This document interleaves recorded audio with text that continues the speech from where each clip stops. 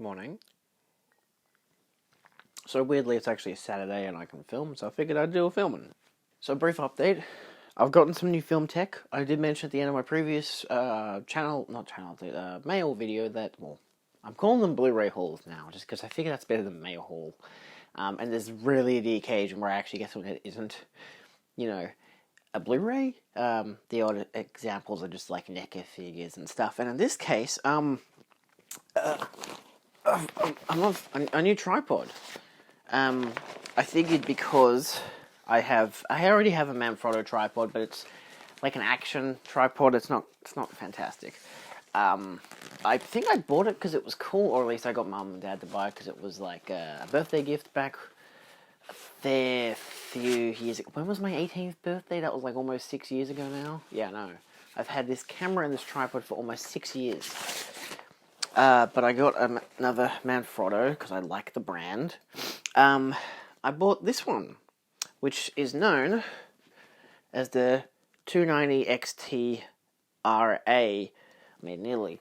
The only thing it doesn't have that I'm pretty sure it was meant to was a lot of these modern tripods, which this is the reason I wanted to buy it, so it would have an actual bloody hilt, because it's really difficult to use out on this camera tripod that I'm currently using, and in all fairness, I needed something that was a lot stronger, a lot sturdier, something that would swivel, which is currently in locked position. So let me just kind of untangle a little, and then we can swivel. See, look at that. It works. It's beautiful. I'd use it for my current filming, but the one I currently have works fine, and I want to have this ready for on the go when I have to go filming, because I film a lot of games in the morning at sport games for high schools and stuff. So this is a really good tripod to use. I have my own camera, saves my boss having to lend me his own stuff, so all I got to do is upload it when I get home, which is bloody sweet. So expensive, but I will claim it on my tax return. As a final treat for the pre-tax season, I'm not going to claim these on tax. I went to Minotaur in the city. They're selling all of their Blu-rays at like $30 a pop now, which I don't know if they'll have any by the time this video comes out. I don't know if any of you viewers actually live in Melbourne. But a lot of them, including this first one, the Microwave Massacre, was like $67. It's one of those things where it's a store that will, I don't know, I don't want to diss them, but it's also the kind of thing that's like, I feel like they overpriced the crap out of these Blu-rays. I can get this shit for like $20 at Zappy. This happened to be the US release, which is interesting. It's still all regions, which is nice. You've got your 2 discs, and it does come with reversible artwork, which is also quite gory. I'm going to stick with the new commissioned artwork. I do like that artwork. It's nice on both angles. But I figured $30 down from 67, that sounds like a good price, given the circumstances. There is another store I go to in the city who, they rack up their prices a hell of a lot. Like, I got this one, A Place in the Sun, and them, When Harry Met Sally from them, and the prices were insane. Like, I mean, A Place in the Sun was $25, which was really nice, because that's an out-of-print version. Hard to get now, worth $40 to $60 on eBay. The other two were about $40 to $60. I can understand that for Shout Factory, because they're usually not cheap, especially for importing to Australia. So a lot of these stores, they got to obviously price up, mark up the prices, because they have to buy it, get it imported, and then they have to sell it for more of a price. So you personally could get it cheaper elsewhere, but I like going to these stores like Minotaur and Play Music DVDs, because I just like the environment. The staff are really nice. It's fun to chat with them. Like, I'm not friends with any of them in particular. Like, I know Lee from Minotaur, but that's about it. But it's always fun, and they always have great range and taste, so they know all this kind of shit about movies. They don't just buy shit willy-nilly. They will buy some really cool stuff. But this one I was really keen to get, the Giant Spider Invasion, which was around $50 odd, but dropped down to 30. So I'm like, finally I can buy it. But yeah, this is Dark Force release.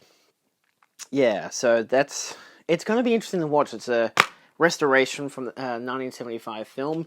I like giant spider movies. I really like, I think it's Jack Arnold's Tarantula from the 52, maybe it's 55. pretty sure he did it before Chris from Black Lagoon, because that was 54. Anyway, yeah, I really like this kind of stuff, and I'm happy at least that they had these in the store. It's one of those things of like, it's fun to just find random boutique films you wouldn't think of. Like, I bought that other one, Killdozer, which Lee had also done the commentary for. That was the Kino Lorber release, and that was still $40 or whatever. So a decent, actually, like, it was one of those, this is actually a decent price, and it just immediately screamed to me like, you need to buy this movie, this one will catch your taste, and I really liked it. So, yeah, it's sad that Minotaur have to reduce their prices, but they're reducing their prices because they're getting rid of their film selection, which is really disappointing, but it's also like, I don't know, it's one of those things of like, their prices are way too high. They shouldn't be selling them at such a price when I know personally I could get it for a lot cheaper. But a lot of people would go there. Like, I would have gone there in my, early 20s. I say early 20s. When I was a late teenager, 18, 19 period, and I bought a film there that was like $50. Still haven't watched it to this day. Probably could have got on the cheaper elsewhere. But it's one of those things of sometimes you don't know when you get there. It's the only opportunity you get. How much time do you have to look up shit on Amazon or eBay while you're there? So, and sometimes it's just nice to support local kind of deal. So I do like doing that as well. So it's not one of those things of I want to complain they're skyrocketing the prices, but it's also like I have enough experience now that I know when a price seems a bit much for a product. So yeah. Either way, I also went to JB on the same day, talking about shopping local. They had a 20% off sale, so I bought Tam Lin. This one sounds really interesting. It's an imprint, which is cool. Both of these two imprints I bought were from the 1970 release. But yeah, I was looking for films that had commentaries, basically, by people I'd met the previous Friday. This one doesn't have any, but I'm pretty sure. I was certain that one of the women, I think it was Alyssa Ross, she did a presentation for Gun Crazy. I'm pretty sure she was talking about Tam Lin, because I'm pretty sure she'd done a video essay or something in contribution to it. I don't know. Maybe I was getting her and whatever. Is it Alexandra Helen Nicholas? Yeah, whatever the films that she was talking about in her earlier presentation. But I also got the Out of Towners. This actually has a commentary by Lee Gambon, which is very fun. I think my dad, when I showed this to my dad, he was like, oh, well, Jack Lemmon's never done a bad film. Or rarely ever, so... Yeah, it sounded fun. It's one of those, like, oh, we're going to go to the city and it's going to be great, and then everything goes wrong, and it's like, in a comedic approach, that's great, but also in a nightmarish approach, like After Hours, it can also be really good. So I figured those were some fun pickups. I did look up, because I wanted to be like, oh, I want to get something with a commentary by Alexandra Helen Nicholas, and I'll get to her in a second because I bought some books. But then I looked up, she has a website link, and it shows you all of the commentaries or video essays that she's done in all the films that she's done. I have like 20-odd releases that she has worked on, which is fantastic, including stuff like, it says a booklet for Demons. There wasn't an essay on the booklet. Maybe it was an earlier release of it. I don't know, with a bigger book. But there's the audio commentary from Demons 2. She'd done some work on, I think it was The Babadook, an audio commentary. Enter the Void is a recent one I got that she's done a commentary for, or a visual essay, or a written essay. There's like 3 different things that she's done, which is really cool. That being said, I did buy some books as well. I got this from Minotaur. Dan O'Bannon's Guide to Screenplay Structure. I'm pretty sure this was published after he passed, to the point of even saying on the back, Dan O'Bannon, 1946 to 2009.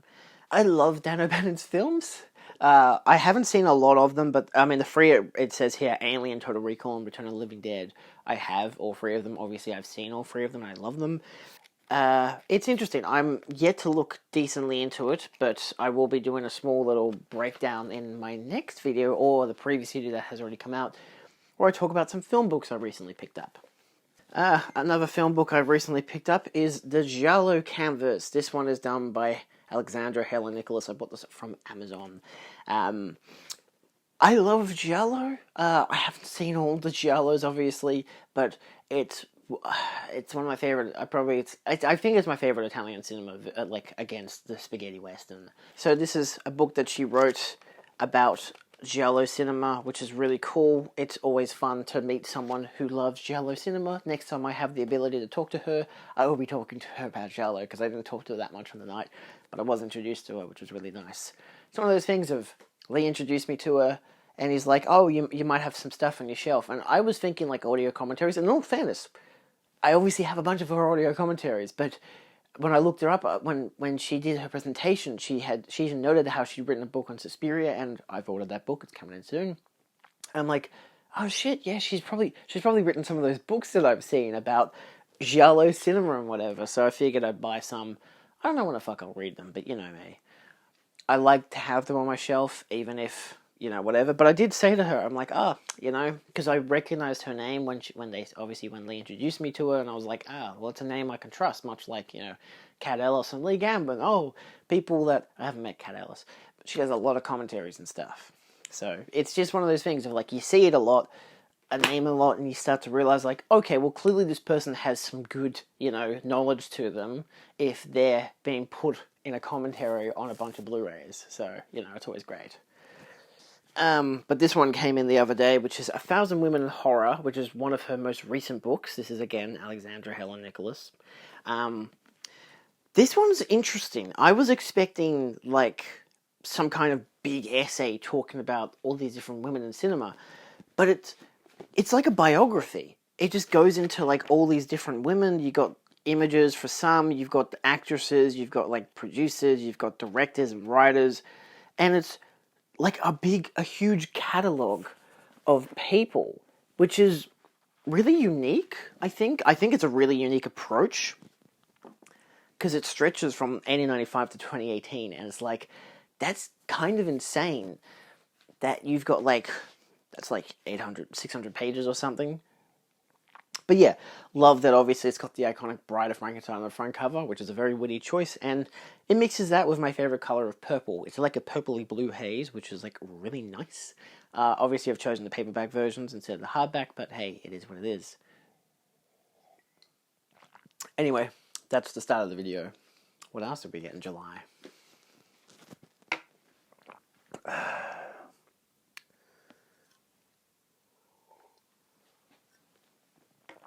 Oh, okay.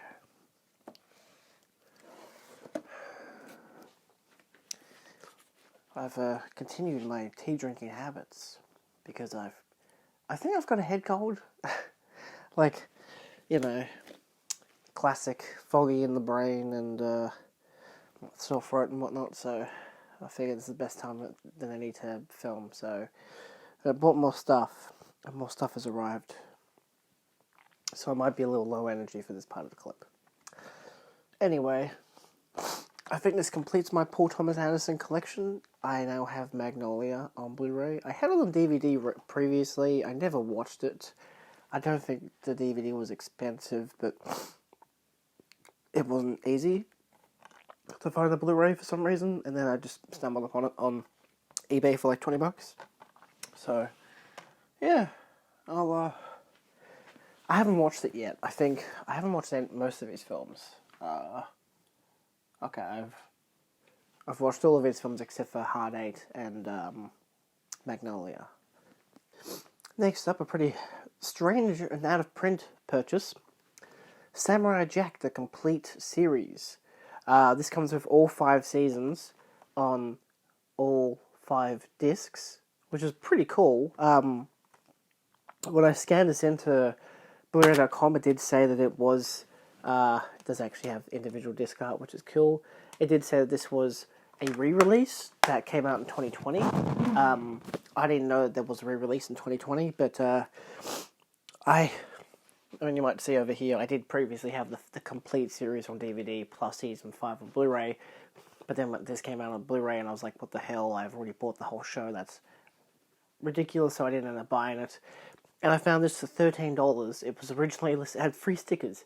Originally listed at like $55 or whatever, $56. Had jumped down to $40, and then had jumped all the way down to $13. So, well, like $12.98. So I saw it at JB, I'm like, oh my god, I'm buying that. So I bought it. So I'm selling the DVD and Blu-ray of season 1 to 4 plus 5, because I now have all of this. So that's pretty cool. And I have seen most of season 1. I haven't seen too much of the show in general, but yeah, I'm just happy to have found that. It was a bizarre thing to find. Got this one, also from Amazon. It came from outer space. This is the British release. There are a few releases of this. I had initially intended to get the American Amazon release, and then there was a 2021 release from a different company, and that was like cheaper. It was on like Zavvi and whatever. I'm like, hey, sure, I could get that. It's like $20 odd. This was about 30. But this one comes with the 3D and Blu-ray versions. It still, of course, comes with like all the same special features as listed there, if it'll focus. But yeah, I much prefer... I like this artwork. I didn't mind the other artwork. I thought the other artwork was, I think, for the newer release was somewhat better. I think the American release still had the best artwork of the three, but that one sold out on Amazon, so I decided to find this and buy this instead. I'm glad I put in the research, because the newest version that has come out in the UK that's on Zavvi, doesn't include the 3D version of the film, which I know I don't have a 3D TV or player, but I'd prefer to have both presentations in one disc rather than having the 2D only, and then if I get the chance to watch it in 3D, not being able to watch it because I don't have the 3D. So, like to, check all the boxes in a way. And I mean, it's known for its 3D, much like Christian Black Lagoon. This one I picked up of randomly. So I was staying at my partner's place, and she's about 2 hours up north. So we went to JB in her area, and I found this. And I didn't even know this existed. It's number 33 of the IMPRINT label. That explains my nails, by the way. She painted them. I don't think I got the cold from her, but that was in the area. I don't know. It doesn't seem like the most insane release, but I'm really into this kind of subgenre of like nuclear apocalypse films, where it's like only a few people are alive, and like they kind of see what they can do with it. I think the best one I've seen is probably still The Quiet Earth. That one's superb. But this one is more of I think it's more of a traumatic film in a way. I don't want to say the R word because of YouTube censorship, but basically, like, the idea, 4 men and 1 woman are the last 5 people left on Earth. This is their story. And given how, the main artwork is basically the 4 different guys underneath each letter running, and they're kind of chasing the girl, I think it's pretty obvious as to what this film's about. So yeah, I'm really interested to watch this one. And I'm glad that I found that. That specific JB I went to had a lot of older IMPRINT releases that, it's not so common to find. Say if you went to the city or whatever, and it's not even in print on their website anymore. Literally on the Viavision website. So I'd grab those ones. Well, I'd grab Samurai Jack on the Friday, along with these next 2. Whereas the last one I bought on the Thursday with number 5, because I had a voucher. But James Caan passed away. So I picked up The Gambler. I haven't seen it yet. I was going to watch it yesterday when I got home, but this cold took advantage of me, and I was really tired. And I was like, I don't want to watch a film if I can't put in my full attention. So instead I watched the show on binge instead. But yeah, I've heard it's quite good. It has a buttload of special features, which I'm really keen to kind of dive into. So yeah, that's really cool. Obviously, I had seen it on the Thursday and debated picking it up then. It would have been really bloody weird for me to have picked up the film and then the next day he passes away. That's happened before. A lot of weird shit like that's happened before. But he's also in this film. James Caan's in Lady in a Cage with Olivia de Havilland. So that's really cool that I was able to get both of these to pick them up. This one has some really nice artwork. I've been seeing this around for a bit, and I've always decided, being like, oh, do I buy it, do I not buy it? It doesn't have as many special features, but it does have a video essay and 2 audio commentaries, plus a theatrical trailer. But yeah, this one seems a bit more like that 5 movie, where it's a bit messed up in a way, which I can see given how it says she was caged in a nightmare of greed, bestiality, and murder. Yeah, I wonder what this one's about. last but not least for this part, I bought The Love Witch. This is the one I really wanted to get while I had the $10 coupon, because it's like $35. It comes with 2 films, because it also comes with a film called Viva by the same director. So it comes with a buttload of special features, so you can pause it if you'd like to. As you can see, it is all regions, so that's pretty cool. I never got around to seeing The Love Witch in cinema when it came out, but it came out in I think it came out in 2016. I'd only heard about it of the recent year and a bit, but I like these releases that Umbrella do. They're not always fantastic. Like, some of them can be really bad masters, similar to Imprint, nice packaging but bad transfers and stuff. But this is a new, this is like the official Blu-ray release, I believe, of this film, and you got the posters for both films, which is nice. A little bit disappointing that the artwork there is the same artwork, but at the same time, it's nice, and it's the full poster, so yeah, yeah. And then you got some inside shots and some disc artwork, which is nice. So it's a good overall package. Some of these beyond genre ones that Umbrella has done have been really nice. I think that's where I got the Quiet Earth from. I did find out that I think Arrow Video had done a release, but I'm content with the version I have. So yeah, but I heard that they did a Child's Play version, but apparently it's the old remaster, the old version of Child's Play, as in an older Blu-ray master, because that's the one that Umbrella had, which I had personally had. But the thing is, I had the 25th anniversary from from Umbrella, which is the bizarre thing, because that's the one I put in my Chucky set. So, if you look at my Chucky Blu-ray set, it has the 25th anniversary Blu-ray, which comes with a remastered version of the film plus a bunch of special features. So it's just a bit bizarre that apparently the Beyond Genres one is the older master and has hardly any special features. You can get these from the actual website, the Umbrella website, and you could get it with a poster and some extra stuff, but I was happy enough to just get the film by itself. Anyway, that's it for this part. Hopefully, whatever sickness I have, still lukewarm, I can get rid of. Quicker I stop filming this, the quicker my throat can recover. Yeah, I'll see you in the next clip. So, I think last but not least for the month, I'll probably buy some more stuff tomorrow, but I might either do a August part 1 immediately, or I'll just do a July part 3, I don't know. I might change how I'm doing this from now on. If you guys have an opinion about this, let me know. I'm thinking I might do a weekly thing or fortnightly. Well, I guess I already do weekly, fortnightly, I guess, realistically, because the start of the month, near the end of the month, so you're around a 2-week period kind of deal.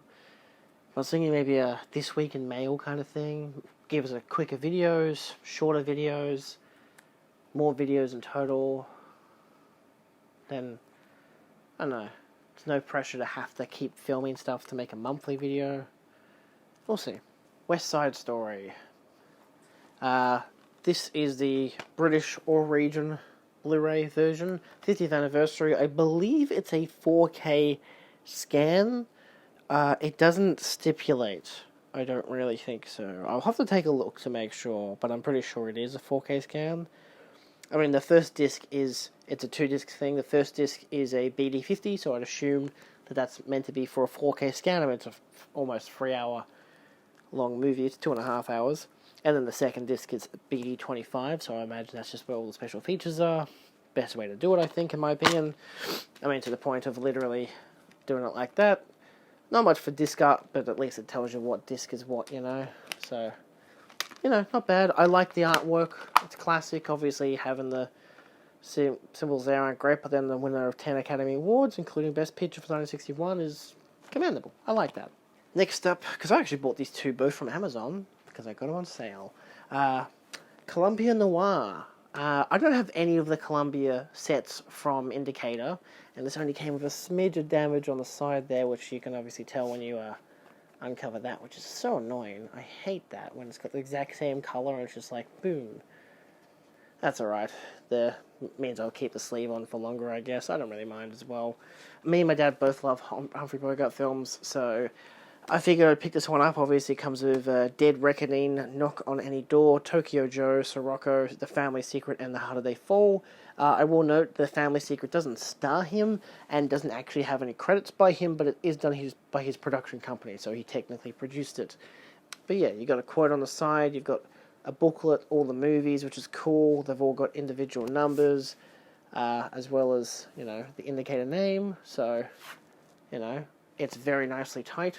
The band that wraps around is very nice. I'll try to get the focus a little. I apologize. Hold on. So you got that end, which, yep. Front. The other side, which just tells you all the title names.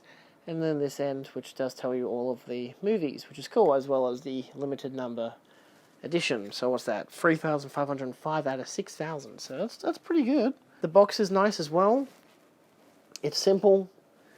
You know, you got a bunch of credits on the base, as well as a, you know, barcode and everything.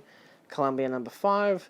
I think I prefer it anyway to have the banner on it. I think the only thing is that the banner could probably stay like there in a way, I guess, realistically, covering the base, but otherwise you could still have the colors there, but then kind of doesn't always perfectly fit in between, almost, but depends on how you put it on your shelf. I don't even know how I'm going to put it on my shelf yet. I literally don't have any space for it. I just bought it because I wanted to.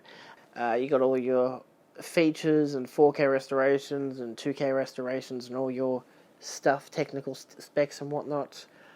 Titles of the movies on there. And just for showcasing purpose, they all come in these sleeve-like books, which is quite nice. So, pretty thin, but they're durable. You got alternate artwork as well, disc art and artwork behind the disc as well. Usually the artwork behind the disc actually relates to the disc art itself. Sometimes it doesn't, they vary. But yeah, I'll only show off that one for an example because they're all like the exact same in that regard. But of course then you do have a very, very, very thick book, which is beautiful. So yeah. Very noirish aspect, black and white, got some images, got some essays, interviews, whole bunch of stuff. It's a really well-produced booklet, and I'm really, really happy that I bought it. I'm happy I bought it before it sold out. It hasn't sold out yet, don't worry. At least as of recording, I don't know when it will sell out. A lot of these sets are usually pretty dear. I was lucky, I bought it from Amazon. I bought